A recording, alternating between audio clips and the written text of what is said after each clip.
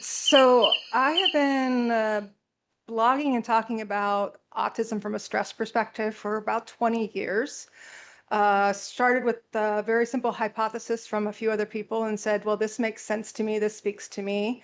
I was reading a book and realized that the personality profile that this gentleman had laid out, I was like, oh, I'm this person. And then as I'm reading the book, I said, oh, that's 60% of the population. He called them the Stoics. And I realized I was a star, which is a really rare personality. So I kind of went down this road of like, this is why I've been trying to be a different personality my whole life instead of just being myself and accepting who I was. And that was kind of a big aha moment. And his hypothesis with that, these are personalities in distress. So I've gone a long gamut down lots of rabbit holes across 20 fields of study going, is there a common thread here that we missed energy and stress dynamics? So my study in college was in psychoneuroimmunology, which is of course how all the different systems of the body speak to each other. And more people, again, in separate fields are coming to the same conclusion. So what I've done is created the Center for Adaptive Stress to tie all of this together, to give us a new language to talk about what is happening with autism, because we certainly do not fit in a pathology or disease model, which is currently all we have. And that was created by the germ theory model, and it worked really great. It found a lot of diseases that had single causes, a lot of genetic disorders that have single causes, but it really does not much for neurodiversity and even chronic health issues. We don't have answers because we really ignored stress. So I'll go back in the history if you guys want to, because it's a fascinating journey back into even evolutionary theory. So just like we chose germ theory, we chose replication for evolution. And when we chose replication, we focused on genes. And so all these sort of linear approaches, which is straight line, direct cause and effect, sort of took hold in our medical models and even scientific models. But when you go back to the core of evolutionary theory, there was actually a discussion of whether it was gene first, replication first, or metabolism first. And so when I found that little clue, I was like, well, what would that look like across the board? So metabolism first is sort of like how we evolve seeking energy instead of seeking natural selection. Natural selection, we think, oh, the most beautiful, strongest, that's who survives, that's who replicates. Replication first. Energy first is all about stabilizing your environment and ecosystem, and that's where cooperative neurodiversity comes in. So I don't use energy the same way a social person uses energy. Well, that changes everything, right? And so when you look at energy first evolution, it's not survival of the fittest, it's survival of the most cooperative. And it's survival of creating the most expansive diversity that you can within an ecosystem. And that's sometimes where neurodiversity narratives will say, oh, more diversity, the better, but it's not, because we have energy and stress constraints. And so we actually have to work together to build larger ecosystems. We can't just be randomly, like right now we have random mutation, survival of the fittest. It's not random mutation, it's a driven purpose to try to create more and more complexity. I'll stop there. Where's everybody at? You guys, if you want to come off cameras, if you're comfortable, I know I'm not always comfortable, but I would love interaction because it's a really huge topic and conversation. So if you want to help guide me of where people would like this to go, that's great as well. Or click into the chat box if that's more comfortable. I think it's really fascinating, the evolutionary piece. Yeah. We actually had Emily Casanova came and talked about evolutionary genetics, and it was nice to hear from an autistic person from that perspective. So this is really interesting to me to hear you talk about evolution from a pro autism, neuro affirming standpoint, and also have this experience yourself. So thank you. Yeah, it was good to be able to test things on myself, right? So I created names. So I actually took I started the Evolutionary Stress Framework, the Center for Adaptive Stress, 4 years ago. And I took a year, almost a year and a half off from any fundraising or any publishing. And I spent a year solving a problem that I kept running into, which is we don't have the language for what we talk about in that dynamic way. For example, emergent neurotype, emergent allostasis. So these new definitions give us those dynamic qualities. So when we think of health, it used to be just the absence of disease. Now we have a more complex definition of health. But where my definition of health goes even further is that, you think of somebody with diabetes, but they're managing it. They're healthy, right? I'm autistic, but I have, where my internal inflammation is determines my health. So I can not speak. I can be any form of any disability. You can still be internally healthy. And that's emergent allostasis. So there's not this, well, you need to perform this way and be this way, and that's what healthy looks like. Everyone's going to be healthy in their own way. And we're also always working towards moving that allostasis. So we all get put into little attractor states. So there's basins. So if you think of an attractor state, like I've been in autistic burnout 4 or 5 times in my life, and it was sometimes more devastating than others, and hospitalizations, and it was rough. But when you're in that state, you can't use your executive function. You don't have enough energy. So you're in this basin, and how you get back out of it is partly you have to first create safety and then create movement. But you're only going to go to the basin next to you. You're not going to go all the way to healthy immediately. So I had to put a plan in place for here's 3 months, here's 6 months, here's 1 year. And by 1 year, I could actually have executive function back and things were working again. So thinking of health in those terms, it's not like that's an on and off switch. It's a personal balance, and oftentimes it's a trade-off. The next basin is not going to be health like perfect and stress-free.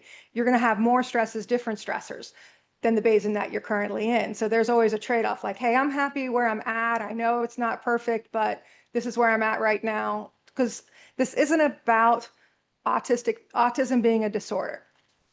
Disorder doesn't work in the evolutionary stress model because when you're talking about energy, you're talking about entropy. So in thermodynamics and the physics of energy, a disorder is simply the feedback system, the outskirts of you're pushing your system a little too far. So if you're already a high entropy system, which creative people are already a high entropy system, then we've got a shorter plank. We've got a thinner plank to walk before we go into disorder. Disorder being a little bit of chaos. Okay, I'm not regulating here. I need more downtime. I'm going to have less functionality for a while. So I'm not disordered, but I tend to be in a disordered state from time to time more often than not. But this, again, isn't a person being disordered. Whatever medical condition you have, we're all in the same boat. This isn't they're healthy and we're not kind of thing. And that's the biggest thing that the evolutionary stress framework does, is it breaks down the fit and unfit, healthy, unhealthy. There's no such thing. We're all sort of in our own ships and working our own maps and working our own systems. And that's kind of the beauty of it, is what we think of neurotypical, I call neurosocial. And neurotypical is more like an umbrella term for what we currently nurture. Because we had the medical science linear germ theory model, the way we set it up, the average was a neurosocial person. It's like the dandelion. So if we all try to be like the dandelion, it's not going to work. And so when we have this average person, I lost my train of thought for a second, it's the neurosocial. So they're the most stable. So they're literally built to be more stress resistant. So of course they're going to come across as healthier. And the problem with that, especially in psychology and such, is we say, well, this works for this person. If you have lots of friends, that's the best way to be happy. Not for me. I need select friends. I need to have their situations. I like things more than people. So when we don't have that knowledge in our framework, in our models, in our every aspect of our healthcare models, we're missing what makes one person healthy and what makes one person not healthy. So if we just assume that the average is healthy, that has been the neurotypical. And so we geared all of our school work, whatever, to like, well, this is what so-and-so does, and she's pretty happy, healthy, and working great, but it's not going to work for everyone. And we all know this. We all know this intuitively, that there are people that are the entrepreneurs. There are people that work better in evenings. There are people that need a nap in the middle of the day. There's people that, you know, I mean, we all know this is true, but we don't have an applied way to use it, nor a scientific way to integrate it. And so, you know, a lot of what I'm saying, I'm not creating or inventing anything. It's just creating an observation and then going back through the history and then rebuilding it and reclaiming some language, or rebuilding some language that has a more dynamic feel to it. So this rubs a lot of people in neurodiversity wrong because I'm shifting their narratives. But for me, this actually makes more sense, and it creates more scientific stability and scientific scaffolding for us. Because it is a neglected culture. You know, if we didn't understand how, you know, if let's say autistic traits, like not everybody goes into a diagnostic category of autism. So you have to think of it as a Plinko board. So we have 6 different bioneurotypes that are sort of the originals from caveman times, because we always were in villages and always had different people, had different specialties. And so we could be 40%, we could be 60%, and then we kind of all spread across neurodivergencies and combine neurodivergencies, because that's the way the body's trying to stabilize and restabilize. So a lot of like stimming and all of these things, people do them for all different reasons, but they're usually related back to stress regulating or energy regulating strategies. Next subject. Questions, comments? I think someone had a question in the chat.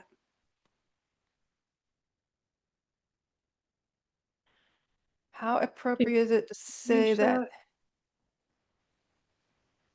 Can you Oh, see it, or you need so Roger yeah, to? so here's how I always thought of the genetic components. So they're still relevant, but I think of it as the tips. So if you think of a tree and you've got the roots of the trees and you got the tips of the roots, that's genetics. For me, it's more interesting to know the hubs. And those are the stress hubs and the energy hubs that relate. So, you know, we can look at the 100 different genes. There's a recent one like the L3N3. I can't remember anything. That's why I have all kinds of help. But all of the genes do overlay on top of what I'm saying. So it's not that they're not relevant. They just kind of go too far and they spread too thin to give us any real information. Now, genetic conditions that are related to autism, like Fragile X and Rett syndrome and things like that, it's a little different. So if the hypothesis is that 60% of the population is neuroperipheral, that's us, then if a genetic condition crosses over, then you're going to have 60% of that population going into autism. Boom, just like that. So that's where, if we think of depression, me and a neurosocial will go in depression for different reasons. So the same thing with genetic conditions. They're already in an oxidative high state, so they're going to express autism much more often than the general population. But there are plenty of people who have Rett syndrome and Fragile X that aren't on the autism spectrum. Does that make sense? So the genetic characteristics and energy metabolism, you know, it's still a part of it. So replication and natural selection is still part of evolution. It's just a sliver of evolution. And metabolism, I think, is more of the overarching theme that goes on. So natural selection isn't wrong. I usually go into like calorie model isn't wrong. Like calorie model works. It's just that energy from calories is just one part of what builds a house. It's just the men that show up to do the work. You still have to have the supervisors, the materials, all of the other things that go into it to build a proper house. Just focusing on calorie in, calorie out was always wrong, but it's true. You can lie down on the ground and the earth is flat. That is true. But as soon as you get to a certain point, you have to switch into a different math. So you have Euclidean geometry. As soon as you're measuring it as a round system, you're using non-Euclidean geometry. The same thing with genetics, you're using linear methods and methodology. And as soon as you start going into what you want to look at as metabolism, now you're in nonlinear work. So you have to use complexity physics. So it's just different rules and different methods. So one's not right or wrong. It's just we've only done linear models. partly because we didn't include neurodiversity in our models. We probably couldn't have back 100 years ago. And now we do.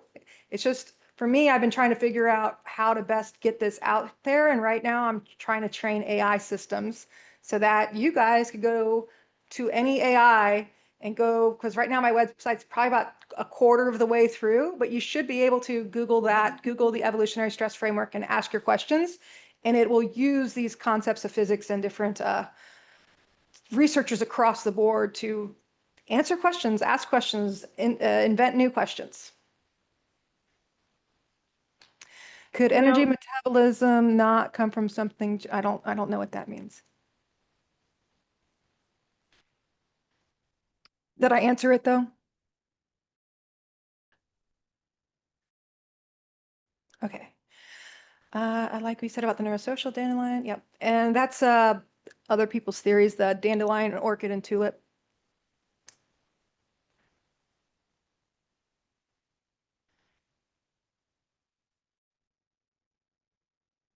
Yeah, I love it when they do stuff like that. I know. I want to talk to more. I'm hoping this takes off. I'm applying for grants right now.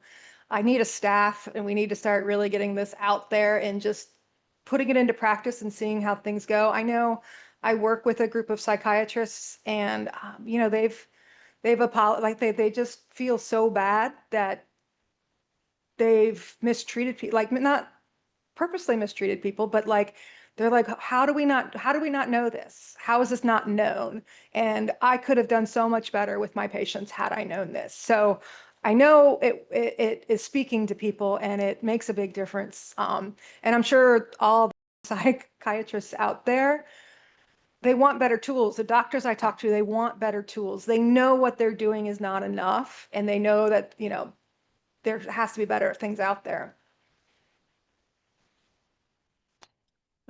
as an anthropologist, I have my own ideas, in my field about what constitutes evolutionary stress.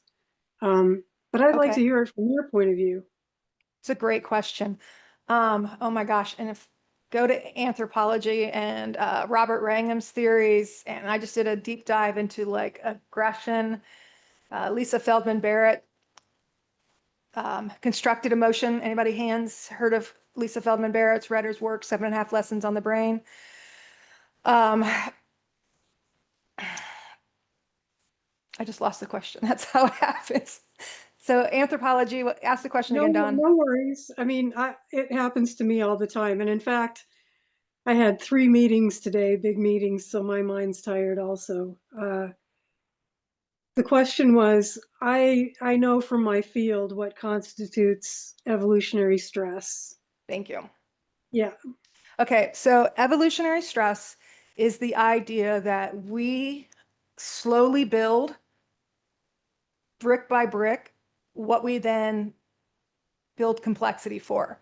So the more we take out structural bricks like the microbiome, like fatty acids, like community and connection, like rhythms and nature, the more we're destabilizing and the more other stressors that were minor stressors become more stressful. So we are the canaries in the coal mine in that way, but we're also the Rosetta Stone. I just published that. So we're sort of how we can unlock what we're doing wrong. And what we've been doing wrong is not paying attention to the ecosystem stress and the evolutionary energy resources that make stress more stressful when we ignored them. So linear science gave us the calorie model, which threw us off, said fats are causing cancer, heart disease.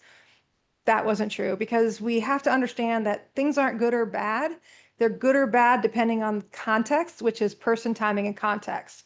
So I could say like stress causes everything, but because stress causes everything, it's not a causal framework anymore because a causal framework is linear. This thing causes this effect. Stress depends on the person, depends on the timing, depends on what other factors are there, depends on the resilience, depends on what their strategies are at the time. So we aren't thinking of these medical conditions as categories anymore.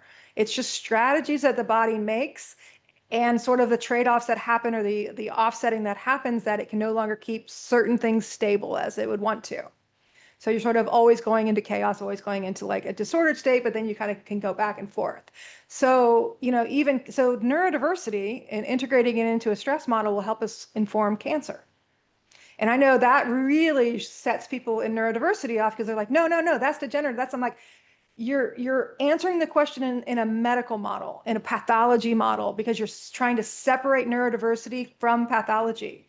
We just have to get rid of that pathology model altogether, because it doesn't work for those chronic medical conditions. They're all stress related.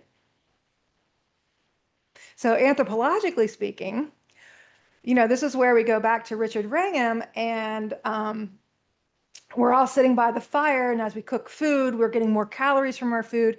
Now we have more energy for our brain. So now we start sharing resources, and we're sharing skills. So in his mind, and a lot of the anthropologists at that time all went into natural selection. And so they just said aggression was just weeded out. It just didn't exist anymore. And then we became more homogenized, and that's why we became better at cooperating. But that's only if you interpret it that way. But if you look at what actually happened, you can interpret it through a neurodiversity lens, which is, no, we actually diversified, and we absorbed the stress and the people that were aggressive, because we created stability. And this is actually shown by Sobolewski with his baboon tribe, when his aggressive, the 3 to 5 male gorillas that were the alpha gorillas terrorizing their whole troop, they were the only ones that they would allow to eat out of this garbage thing, which had tuberculosis. They all died. Which sounds terrible, right? The If troop I would could fall just apart. interrupt for a second. Yeah, go ahead. You're talking about baboons, right? Not gorillas. Baboons. Thank you. I know I say the wrong words. I'm Oh, very no, strict I with just that. wanted to Thank you. clarify. Please Yeah. clarify, correct me. So baboons. So this was a baboon troop with Robert Sobolewski, which I won't pronounce things correctly either. So y'all just keep correcting me. It's totally fine. I'm I'm homophonetically challenged, so things sound the same to me. So anyway, I hate telling stories. So this is what's fascinating, though, to me, with when you come to Lisa Feldman Barrett, and she is talking about constructed emotion. So not everyone has the same emotions, and I know everybody here can relate to this. My emotions, how I feel, isn't the same way other people feel. It's generally the same, but it's not really. Like, nobody else leaves the room because they're overwhelmed by noise and I need a break every hour and a half. Otherwise, everything starts closing in on me. And so my friends would always interpret that as I was angry at them, because that's the only reason they would ever get angry in a social situation. So that's where I don't have empathy, because I don't have the same emotions. So I can't have the empathy. That's where Damon Milton's double empathy comes into play. And so aggression, fascinatingly enough, I would only get aggressive if my world was coming at me too fast and I needed things to slow down and stop. Whereas a neurosocial person would never have that happen, because their sensory systems don't run out of juice. They love that feeling of what's going on. They only get angry for social positioning. So if they're mad, it's a social reason. I'm trying to let this person know that they're not welcomed here, that kind of thing.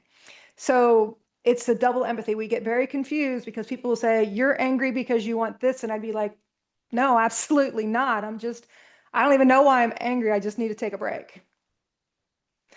So Sobolewski's baboons, looking at it from the natural selection, and what everyone expected was the troop would fall apart, but it didn't fall apart. It became very cooperative, and the males and females, everybody started grooming each other. They became a very, very successful troop. And they said, well, they just weaned out the aggressive males, but they didn't, because when new aggressive males that had the alpha behavior came into the troop, they were metabolized and they became socialized and cooperative as well. So that whole theory that it's just we got rid of aggression isn't necessarily true. We're absorbing it because the more cooperative we get and the more stabilized we get, people who would normally be aggressive can become more contributors instead of just beating everybody up and taking all the food. That answer your question? Yes, I would say it's an interesting addition to the equation that a lot of those circumstances of aggression in social animals come from humans introducing unexpected goodies, for example, like garbage cans, or Jane Goodall introducing bananas. Like suddenly there was a level of aggression that had never been there before. And so I think that kind of abrupt artificiality might be interesting to look at in a stress system too. I think a bunch of people had questions in the comments. So they found an advantage to cooperating over timing. I always hesitate to use the word advantage because it is very natural selection oriented. They found that they could build more functional complexity, but yes, that would be an advantage. So it's not a wrong word. I just always try to make sure that if we're talking about it, that we know it's totally fine to operate in two operations, linear and nonlinear. It's just we should know which one we're operating in. And yes, I wish a lot more people would understand the cooperating over competing. Thank you. I grew when I read Alfie Kahn in college. I came from a very small town in Ohio, very right-wing people who did not like, diversity kind of feelings. But I read the Case Against Competition, and I was viscerally angry for 3 days. He had to be wrong because my whole life was on competition and getting gold stars and being the performer. And, that's how people liked me, as I was a performer and I could get all these things done and do all these things. And I read this and I was viscerally upset, which teaches me, should teach everyone. If you're that viscerally upset at something or someone, it's challenging something that you believe that it guided your life. And so whenever people have that response to when I talk about what I talk about, it's always like, okay, just sleep on it for a few days and come back to me. And they usually do come back and they're just like, you just changed my world. And I'm like, well, other people that I'm, telling you about changed your world, but yes, it changes your world. And so cooperation has been maligned in so many ways that we can't be productive if we're cooperating. But really, we can't be competitive unless we have cooperation as the larger thing. Finite and infinite games. Simon Sinek wrote about, another researcher who I can't think of. If anybody knows, put it in the chat. That there are finite games and infinite games. And again, one is not better than the other. We just need to know which one and be honest about which one we're operating in, and know that finite games, there's a zero sum. Somebody wins, somebody loses. Cooperating is all about building sustainability. So we always need to be playing the infinite game, but the finite game can come into play. But the problem is we're 80% finite and competition and only 20% cooperation. It doesn't work. So cooperative neurodiversity is that whole concept that we are built and born of being a cooperative species, and all species, all animals are at their core. We get competitive, but at the core, we're cooperative. Yes, thank you. I don't know how to say your name. Yeah, I feel like there's a lot of students. I used to think there was a lot of students out there. I think there was for a while. And then I think things got shut back down. Like I was really hoping doctors would be coming in the next generation.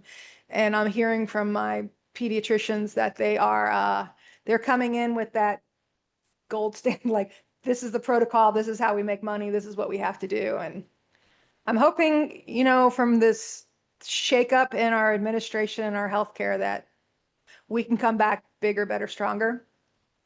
That's all I can hope for. What do you think of the idea that in a holographic social system, competition isn't so much about winning and losing as defining one's strengths and for the benefit of the whole? Yeah, that's how I would see the ideal competition. I play pickleball. Yes, I do. I am that age. And if you're not losing, you're not learning. But the people that come in that are ultra competitive, nobody wants to play with them, which I love at pickleball because you're just like, no, no, no. Ain't nobody getting hurt over pickleball. So it does wean some of those people out, and they do end up not playing because they know that they cause too much friction when they play. Yeah, I mean, I'm not Alfie Kahn, I know, is a purist. He thinks there's no competition. I'm not a purist. I think it just needs to exist within the larger framework. And I'm kind of, I mean, I could be wrong. I'm not great at politics, but I'm like, it sure seems like socialism and capitalism's the same way. Like capitalism's okay, but it has to exist within socialism. Either one without the other sort of creates chaos. So, but it has to exist within it. You can't have them side by side. You can't have, you know. Now, there could be an argument to be made that during certain times in flux, something that could take over a larger role for a while. But I feel like we always have to go back to the baseline, which would be socialism and cooperative. Not to get too much in politics, because I believe there needs to be two. Just think that we're kind of in a weird state right now.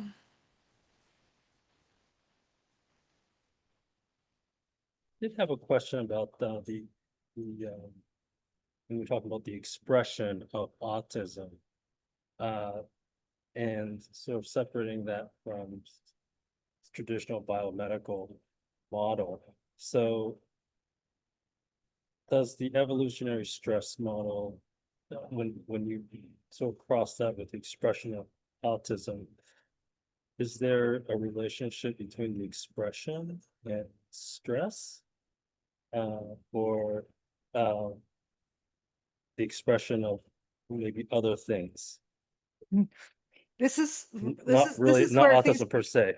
Yeah, this is where it gets a little confusing with the word stress because we are so used to thinking it as a variable instead of as a framework. Um, and it's kind of a slippery slope. Like there are certain aspects of that are what we think of as the positive side of autism. Because we've always been stress. I mean, stress has always been our companion through evolution. So we always had a stress energy dynamic because without stress, we wouldn't have an ability to even be alive. So stress is not a bad thing. It's a messenger. Even when we think of stress shrinking the brain or stress causing problems, it's sort of like it's got to tear down bridges or it's got to like rework itself in a lot of ways. A lot of people struggle with where's the disorder, where's the line, and like there really isn't a line because it's a trade-off. So I take in way too much information. I use a lot of energy. I have to take a lot of breaks. Um, I I struggle with this. Like, how do we say someone has or is autistic or has autism or has a diagnostic label? And I really don't think we're going to use labels moving too far in the future. There has to be some shakeup, because they don't really make sense to have those lines. And if we create better ecosystem stability, we're going to change what our cognitive abilities will be.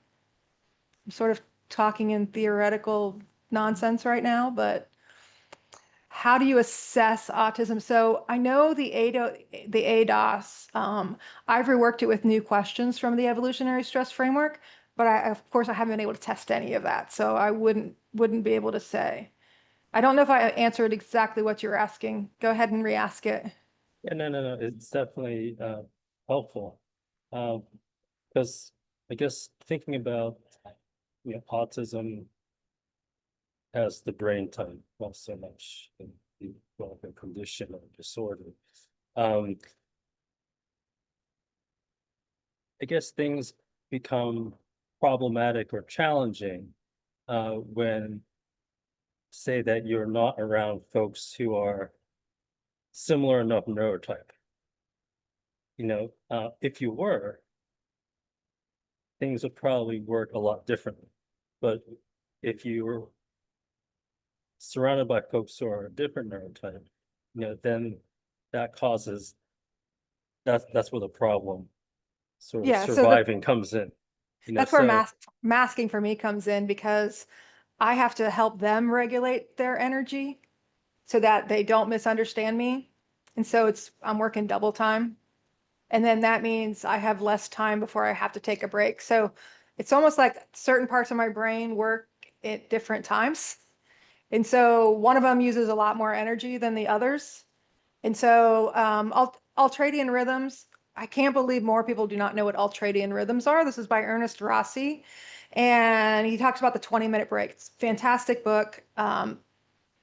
It's scientific fact that we have these and we have these energy drains. It's sort of like if I'm using a lot of serotonin, that's going to burn out pretty quickly for me. That I'm going to have to take a break, go do my noise, go do my sound, go do my walk. Sometimes I need an hour before I can actually put my brain back together again.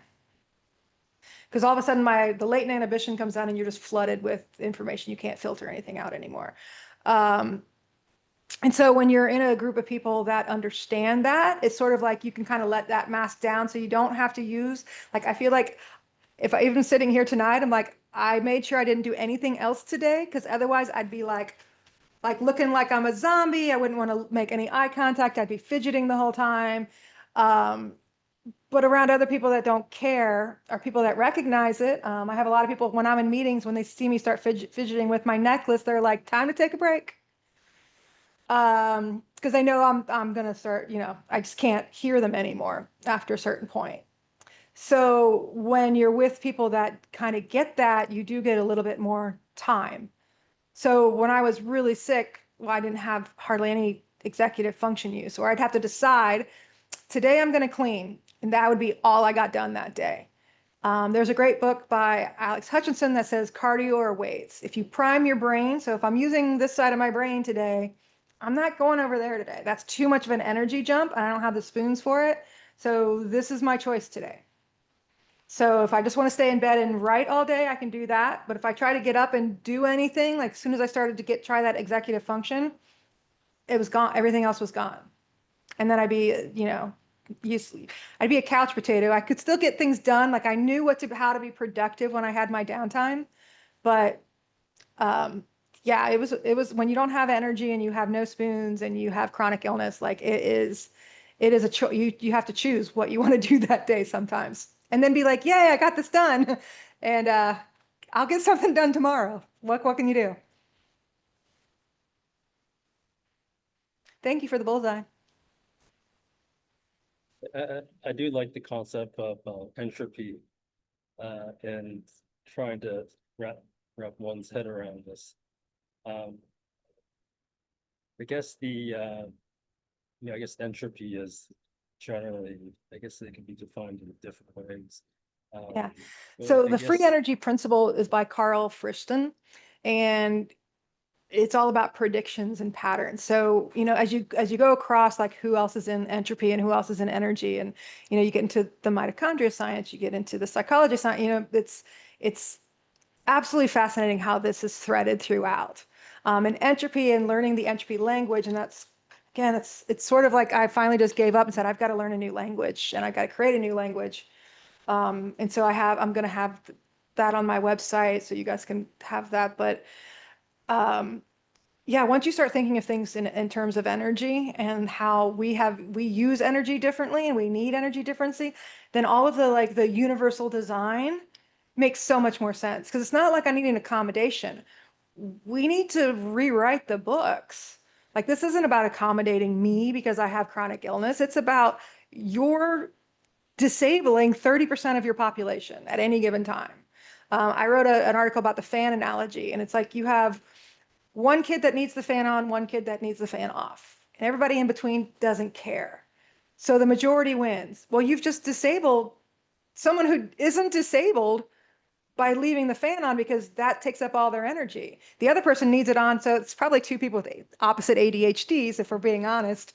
But we have different needs. So instead of saying, well, whoever wins, whoever's the biggest bully gets the fan on or off, teachers and everybody needs to be trained of like, oh, okay, well, that's part of an energy system. How can we accommodate this person? How can we make sure the heat's on? Well, this person can put earphones in. Like there's all sorts of ways to make it feasible. We don't have to have this is the way it is. You just need to toughen up attitude. I'm glad you're talking about this because from a cultural perspective, I I think there's always, I mean, many genetic theories follow this. Like I was talking about Emily Casanova, saying that our way of being is very old.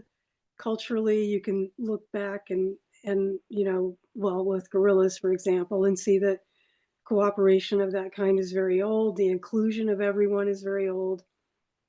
And so I don't, I think it's a very recent thing that very sensitive people were cut out of that equation.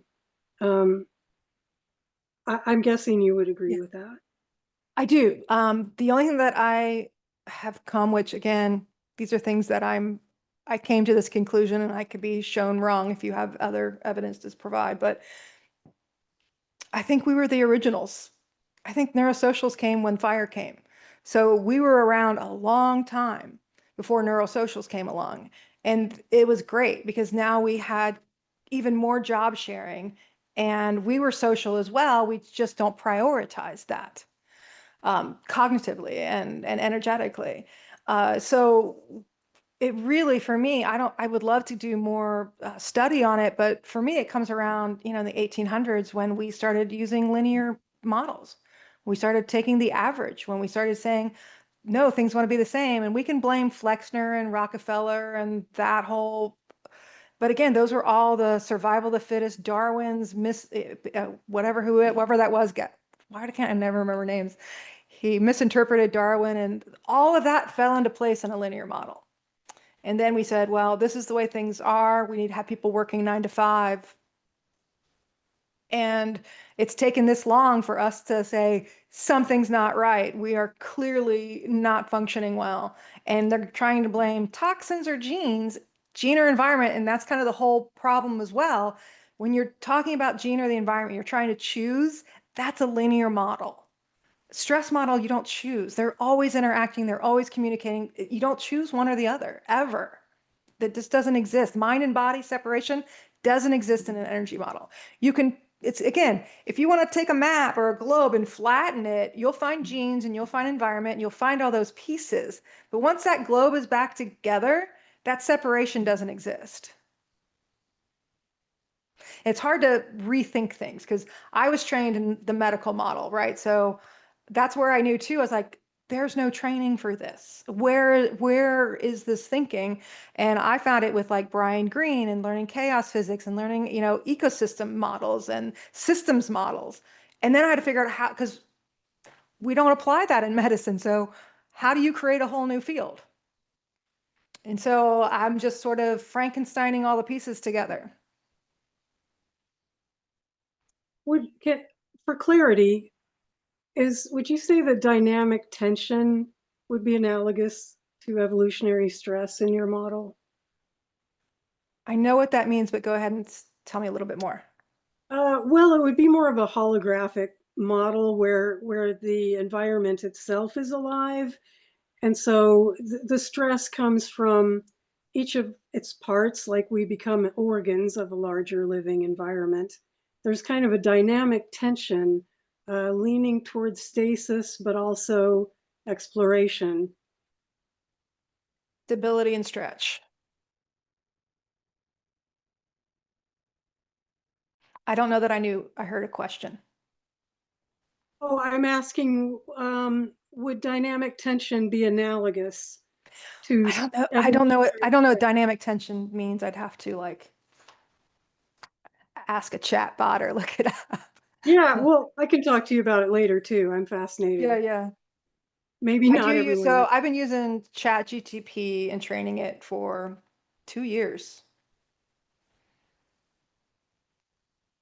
And I was actually going to try to do this. Tension and how does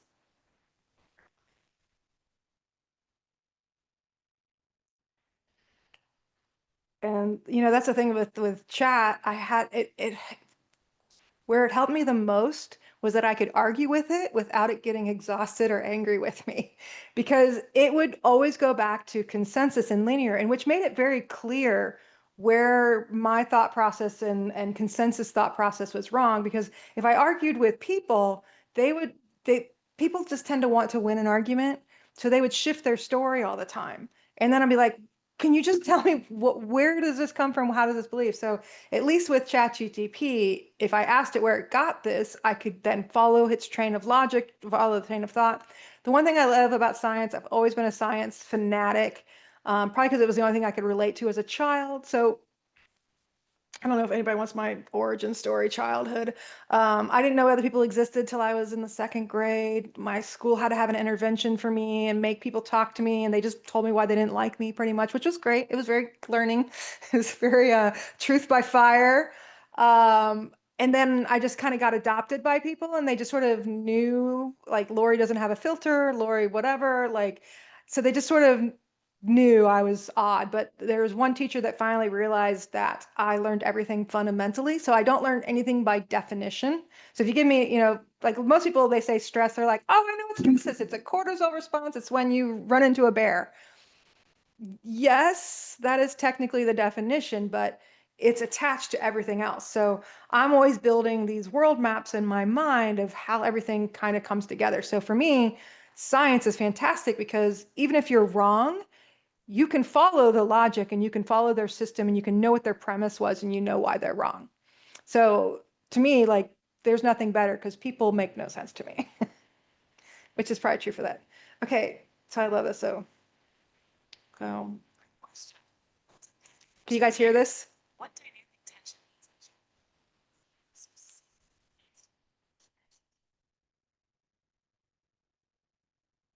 tension No, my volume always doesn't work. That's what I get when I get a new phone. but interdependent forces that generate stability, adaptation, and growth. Rather than one side winning, the health of a system emerges from the push and pull between constraints and opportunities. Examples in different domains. Physics engineering. A suspension bridge stays stable because cables are held in constant tension and compression. Biology. Muscles work through antagonistic pairs, biceps versus triceps, providing fine-tuned movement. Ecology. Predator-prey dynamics maintain population balance. Psychology. Motivation often comes from the tension between current state and desired state. The key idea: without tension, there is collapse. Without dynamism, there is rigidity. 2. Dynamic tension in the evolutionary stress framework, ESF. In the ESF, dynamic tension is the core condition of adaptive stress. Stress is not just a toxic load, but the medium that keeps systems learning, recalibrating, and evolving. Here's how it maps.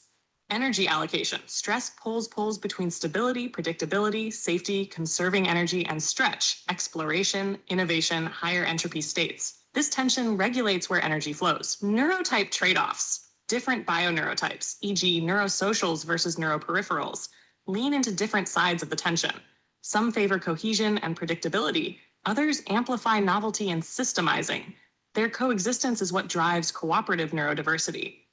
Health and disease. What looks like disorder is often a system stuck too far on one side of the tension. Rigid overstability, low entropy, burnout, or chaotic overstretch, high entropy breakdown. Health, or emergent allostasis, is the sweet spot where dynamic tension is regulated, not eliminated. Evolutionary processes. Dynamic tension aligns with complexity evolution, where survival is not just about selection against stressors, but the system's ability to use tension for adaptation.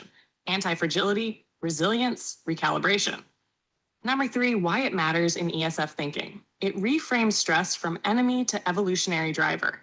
It explains why diverse neurotypes are necessary. Each plays a role in holding the system's tensions. It helps us see interventions. Nutrition, predictability, connection, movement, light, not as cures, but as buffers and modulators of tension. It shifts research and policy from asking what causes X condition to asking how do systems hold or lose dynamic tension under modern stress loads. So in short, dynamic tension is the structural principle of the ESF. It's the dance between predictability and change, between conserving energy and spending it, that makes adaptation possible. Stress is the signal that both tightens and loosens this balance. Would you like me to also make a visual metaphor for this, like a diagram of a suspension bridge or a bowstring, to show how ESF uses dynamic tension? So this is what I love is that what I think I don't understand, like I understood what you most likely meant by it, but like every field of study has a different word for the same concept. And so that's where, they don't communicate well with each other a lot of times, because sometimes there's even a word that has a different meaning in different fields of study. But somehow or other, like I feel like again, neurodiversity and stress and energy is going to pull all of us together. It's like it is the next iteration of science. Like we have collected as much data as we can possibly collect. Now it's time to move it together. That's my dream anyway. I just play pickleball and hang out and talk to my chat bot. Yeah, it's easy to run into that when you're naturally interdisciplinary Yeah. to have to do those translations. I think that has happened to a lot of the people in this group for sure. Yeah, I do feel, I mean, I know a lot of people say it and are out there and it's like, autistics are kind of, it's not because, and again, I know that there's like, people who are superior. I mean, I think everybody falls into the inferior superior. When you have an average, people think they're better or worse. So if you're different, what are you? Are you better or you're worse? And so I know a lot of autistics lean into the survival of the fittest model of we're the next generation, we're the next That's not how evolution works. Evolution works all together. Anybody who's a leader, if you have a super high IQ, that's not making you better than other people. And we have to somehow get that out of our collective cultural mentality, because somebody who's a great leader is a great leader because they can see things other people don't. I don't want everybody to be like me. That would be horrible. We'd all be sitting around, thinking about stuff all day long. We have to have these different neurotypes and we all have to kind of come together. And I don't blame neurotypicals because we took an average framework and a competitive model. But how do we shift that? I don't know. But we are all in this together. But yeah, like different people with different skills are supposed to be a part of the collective whole. But somehow we got to figure out how to trust our leaders again. We were just talking about this earlier in our ethics hangout with Ariel Casio. She was talking about, now I'm going to lose my train of thought. Oh, hierarchies. Yeah. And we were discussing about the idea that roles are different than hierarchy. Like if everyone has an important role, if they're all basically equal, it just matters how skillfully you fulfill that role, essentially. Yeah. Collective good as opposed to, I always hate the word contribution. Like, how do you contribute? It's like you can contribute just by being, just by being there, just by being part of the community. You don't have to like give so much. We kind of get stuck on that kind of concept as well. What about the collective good Mm-hmm. differing among Um, neurotypes? Like for the sort of the neurosocials, how they define collective good versus neurodivergent people, how they define it. Because one way I could see it is collective good being sort of humanity more generally. But then you can break it down into my nation and my family and my best friends. Tribalism. Yeah, yeah, yeah. Um, it's kind of like how much chaos are we in that people tend to so you build fear and scarcity into a system and people will become more and more tribal because they want to have more and more control, and that's stability. And there's obviously something good about that for people to be able to collectively move together, and neurosocials obviously have that skill, and a lot of neurodivergents also have that skill. But and that's where it's like the collective good is to get us out of chaos and to create stability and stretch. So just like the dynamic tension, how do we know that that's what we're trying to create and that chaos is our enemy? And this is where I think oh my God, I'm getting so philosophical here. Sorry, guys, but like politics, religion, and science are sort of the three pillars of trying to control that chaos. And so if one person's creating the chaos, they're not doing their job, because their job, I mean, originally religions were all about compassion and acceptance and belonging. And then somewhere they became the punishment and reward. And again, that's a linear concept, right? Why is ABA the only evidence-based treatment for autism? Because it's the only linear one. Reward and punishment is the only linear way to approach things. So we're currently stuck in a reward punishment cultural mentality because we're in a linear mentality. But when you think about the history of what science brings, what politics brings, and what religion all bring, when that power dynamic, they are all supposed to be taking care of the collective good, in my opinion. Don't send me hate mail. All right, I'm seeing a comment here. To me, collective good would ideally extend beyond human and the species to our planet. Yeah, For living ecosystem. beings. If we do not survive without our planet, that's the whole thing, is Yeah. you can't separate us from the animal species and everything that's going on the planet.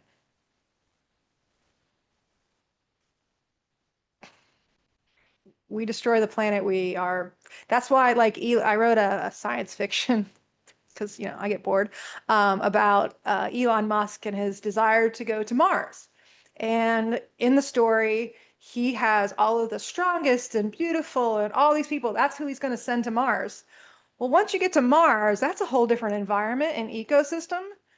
Those people fail. The people that survived best were people with Down syndrome and dwarfs, because they had a better stabilized system with their genetics. So obviously Down syndrome, there would be a genetic tweak there, but that would be something that they would actually survive, because their positive side to Down syndrome is they're very social.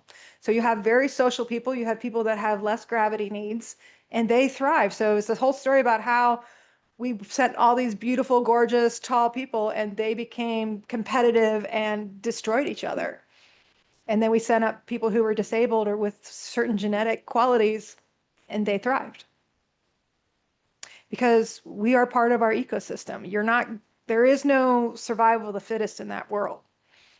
The fit is who can adapt and who can best work in their environment.